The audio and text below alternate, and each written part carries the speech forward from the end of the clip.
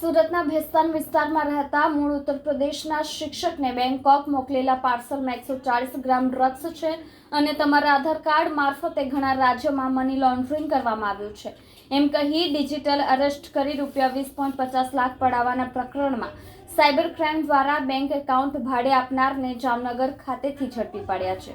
ઉત્તર પ્રદેશના વતની અને હાલમાં ભેસ્તાન વિસ્તારમાં રહેતા 46 વર્ષીય શિક્ષકને અજાણ્યા નંબરથી વિડીયો કોલ કરી બ્લુ ડાર્ટ કંપનીના કર્મચારી તરીકે ઓળખ આપી તમે બેંકોક મોકલાવેલા પાર્સલમાં 140 ગ્રામ ડ્રગ્સની સાથે 5 પાસપોર્ટ, 3 એટીએમ કાર્ડ, 1 લેપટોપ વગેરે મુંબઈ ક્રાઇમ બ્રાન્ચે કબજે કર્યા છે।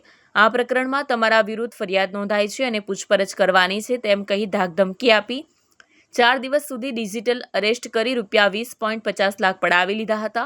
આ પ્રકરણમાં સાયબર ક્રાઇમ દ્વારા ટેકનિકલ એનાલિસિસના આધારે નવાડ હુસેન, દાઉદ માણેક અને શાહનવાઝ મહંમદ સિદ્દીક વાધાની ધરપકડ કરી છે। ઉલ્લેખનીય છે કે બંને જણાએ પોતાના બેંક એકાઉન્ટ ઠગ ટોળકીને ભાડે આપ્યા હતા। છેતરપિંડીથી મેળવેલા રૂપિયા તેઓના એકાઉન્ટમાં ટ્રાન્સફર થયા બાદ રોકડ ઉપાડ્યા હતા।